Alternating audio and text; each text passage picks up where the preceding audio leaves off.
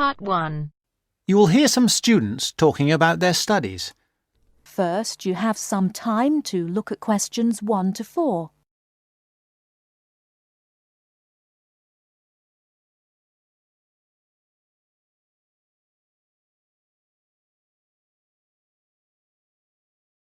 Listen carefully and answer questions 1 to 4. It was packed. There simply aren't enough seats in Theatre 4. There were people on the stairs, people in the aisles. I don't imagine everybody was able to get in. Was Jack with you? No, of course not. I saw him with a pile of journals in the library as I walked past. You haven't seen him because you've been in here in the kitchen drinking coffee all morning, whereas he has been studying hard. Not me. I've been in my bedroom reading for my assignment on education in the classical world. Very interesting. It was easier than I expected. I should have been at the gym training for my next race, but that'll have to wait. And did you find your first lecture interesting? Absolutely fascinating. We talked about this experiment. If you show a child a litre of water in a bucket and show him a litre of water in a tall container, he always thinks that the higher, taller but narrower container has more water in it. Hold on, what do you show him? Right. You show him two things. A bucket with a litre of water in it, and also a tall glass vase-like thing or any tall container. This also has a litre of water in it. Now, he will say that the tall thing has more in it than the short fat thing, that is, the bucket. And all children will say this, that is, up to about 5 years of age. You can then actually pour a litre of water from the bucket into the taller, narrower container, and the child will still say that the tall container contains more water, even though he's just seen the water come out of the bucket. And what's the point of that? Is it about measurement? No, it showed how children are quite unable to think logically. It's connected with my assignment. It's about cognitive development of young children over time. That's to say, it's about how they think. But didn't you do that assignment last year? No, I didn't. You see, I missed out on the first year when I changed subject. Before you hear the rest of the conversation, you have some time to look at questions 5 to 10.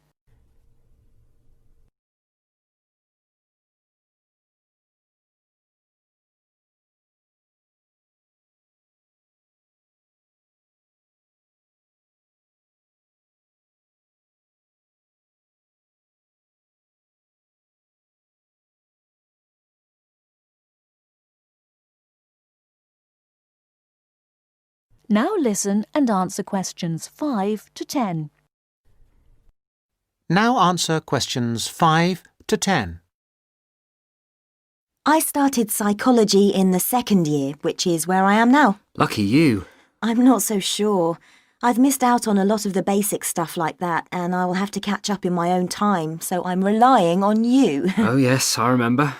What did you study before you changed? I studied law. Why didn't you continue? I found some of the subjects interesting enough. In fact, the criminal area was fascinating in general.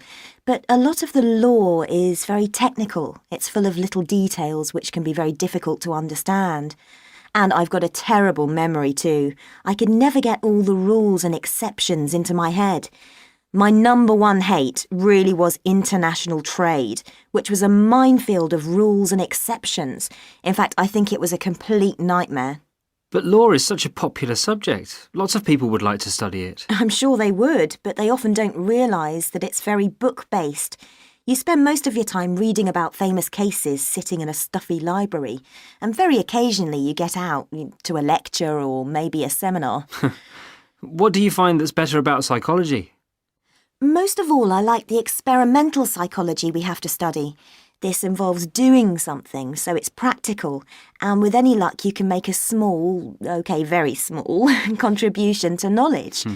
And it is so useful in many careers, for example, business, commerce, education. Law is too, you know. Yes, but the training is so long. You have to spend at least another 2 years on a professional practice course before you can start working.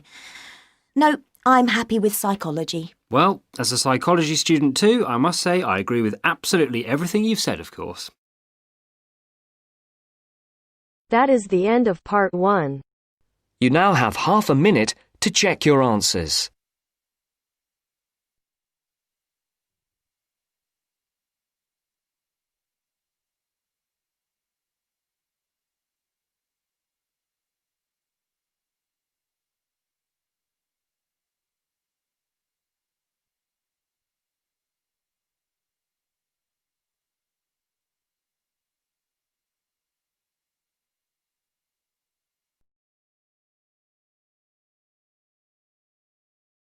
Now turns to Part 2.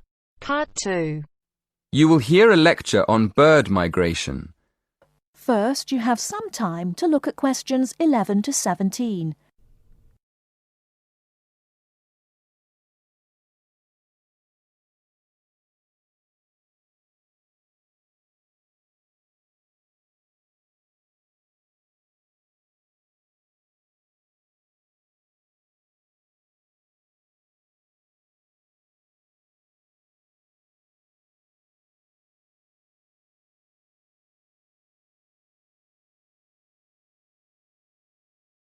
Now, listen carefully and answer questions 11 to 17. My lecture this evening will focus on the migration of birds. That is, how birds fly in big groups from different parts of the world at certain times of the year. In the first part of the lecture, I'll talk about the reasons why birds migrate, when they migrate, and which parts of the world they migrate from and to. To start with, why do birds migrate? Well, there are two main reasons. One, they migrate to look for food, and two, they travel to parts of the world that are more suitable for breeding. In fact, these reasons are closely linked. As you can imagine, when birds are breeding, they need extra food to feed their young. And in the spring, in the cooler climates of Europe, there is a lot of food for birds, especially insects. So, generally, during the spring, birds fly up from the tropics, which are hot, to cooler climates in the north. They stay there for a few months to bring up their young. And then, when the weather in the north gets cold in the winter, they fly back to warmer climates in the south. Now I'd like to talk a bit about how global warming has affected bird migration. One of the effects of global warming has been to make the spring come earlier in the northern regions of the world. When spring comes early, the plants and insects that birds need to bring up their young are also available earlier. Research has shown that quite a lot of birds have started to migrate earlier because of higher temperatures. But unfortunately for some species, this hasn't been early enough. What I'm saying is that birds that are travelling a long way for breeding may arrive too late to find enough food to feed their young, and their population drops drastically. Scientists are currently researching more about this. Before you hear the rest of the talk, you have some time to look at questions 18 to 20.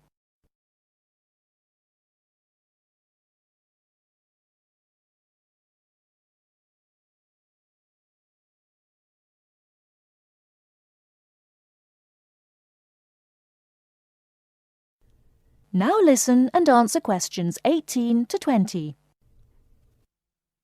Now, I thought I'd finish by just briefly describing a few different patterns of migration.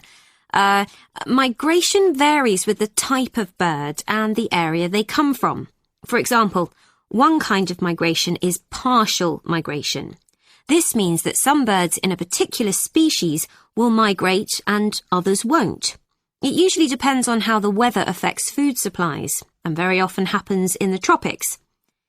In another migratory pattern, a bird called an Arctic tern migrates the whole length of the globe, from the North Pole to the south. The Arctic tern travels between 12 and 15,000 kilometres each way when it migrates in a complete circle around the world. It's quite amazing.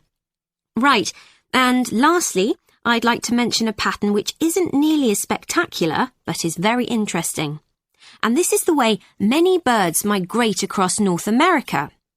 In this pattern, the birds fly northwards in the west of the country and then back south again in the east. So, if you imagine it, they're actually migrating in a circular pattern, like the hands of a clock, not in a straight line, as we might think. That is the end of Part 2. You now have half a minute to check your answers.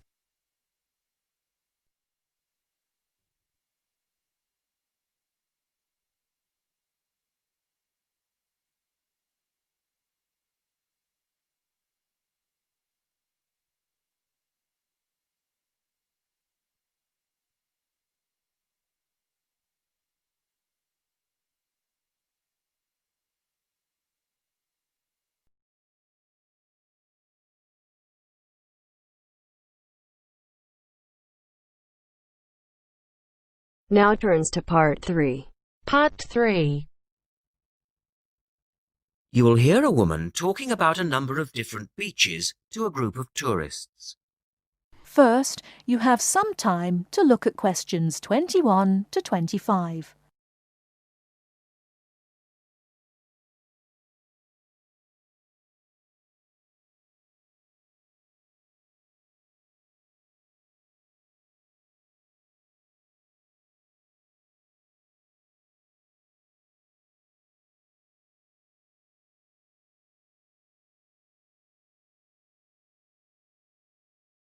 Now listen carefully and answer questions 21 to 25. Right, let's move on to the beaches here, which are absolutely beautiful. You do have over 100 to choose from. They're mostly sandy beaches and they vary from the largest, which is 2.5 kilometres long, to tiny sandy coves. But there are a few that I'd really recommend you to visit. So, looking at this pamphlet, first of all, there's Bandella Beach. This beach is 1 kilometre away from the old fishing village of Bandella, which is a beautiful spot. If you park in the car park behind it, there's a small path which leads down to the bay. It's very pretty because the whole beach is backed by pine trees, so it's very sheltered. The beach itself is very clean and the water is shallow and safe. That, together with the soft sand, make it an ideal beach for children and non-swimmers. A little further round the coast, again to the east, in the eastern corner of the island, is the spectacular Da Polata Beach, which is basically a long inlet. The land around this beach is marshland. It's all marsh, and there's a stream which winds through it, and the stream goes into the sea. And the beach has lovely pale gold sand. Access to this beach is quite tricky, and not for the less energetic.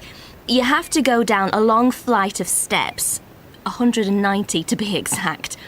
But you'll be relieved to know that there's also a road which winds down to a car parking area. When you're level with the sea, there is a handful of shops and bars, and you can hire some beds and umbrellas. Continuing round the island, just past the tip of Calne, is the next beach I'd suggest you visit, and this is San Get. Why? Because there isn't a beach longer than this on the island. If you want to know, it's exactly 2.5 kilometres long, and that's a bonus because it means it never gets overcrowded.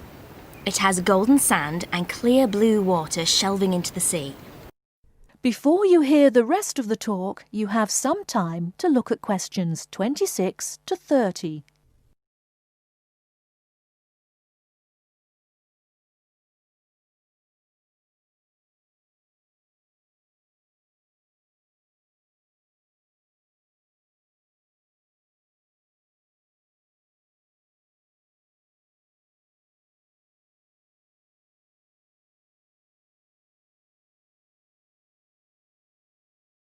Now listen and answer questions 26 to 30. It has golden sand and clear blue water shelving into the sea. There are several beach restaurants to choose from, and water sports are available when the water is calm. But check first. This beach operates a flag system, as the sea can get rough and you should always swim between the flags. There's a large car park which gives you easy access to the eastern end of the beach, but the western end is much quieter and more wild, as it is harder to reach. Blanaka is another popular beach, just in the northwest corner of the island. It has incredibly white sand and sparkling water. There is ample car parking here and plenty of bars and restaurants. Blanaka has white cliffs all around it, and for those of you who'd like a little more to do than just lazing on the beach, there are caves here which you can explore in the cliffs, and you can also dive into the water from rock platforms along the side of the cove. Well, my final recommendation for today is Disador. Now, this beach isn't quite as easy to get to as the others I've talked about. It's quite a remote little beach, tucked away here next to Blanaka. You can reach Dissador by a steep slope which goes over some sandbanks. The beach itself is small and pretty, with reddish-coloured sand and some stony areas on its eastern side. Despite being quite small, the bathing is good, and you can also go fishing here from the rocks at either side. It's a good idea to take some food and drink with you if you decide to go here, as there's only one little bar which isn't always open. So, that should give you plenty of ideas to choose from over the next 2 weeks. And if you have any further questions... That is the end of part 3. You now have half a minute to check your answers.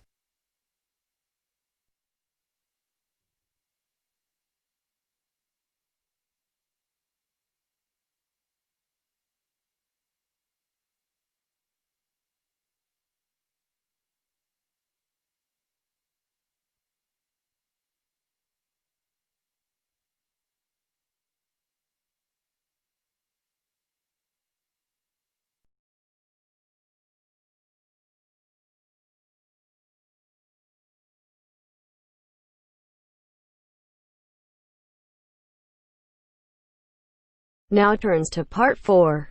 Part 4. Listen to the introduction about Tower Bridge and complete the summary. First, you have some time to look at questions 31 to 40.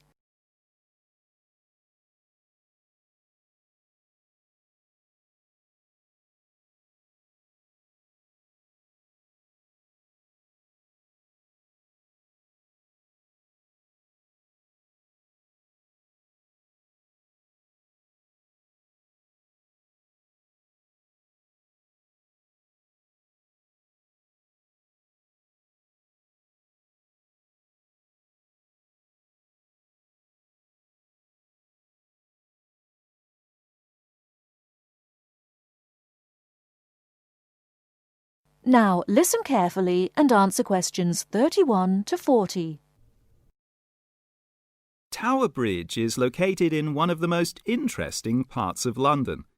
On either top of the tower, you can get a bird's-eye view of the wonderful scenery all round Tower Bridge. On its south side are many tall old buildings. On its north side stands the Tower of London itself. But Tower Bridge, the first bridge over the Thames, as you travel to London from the sea, is the most famous of them all.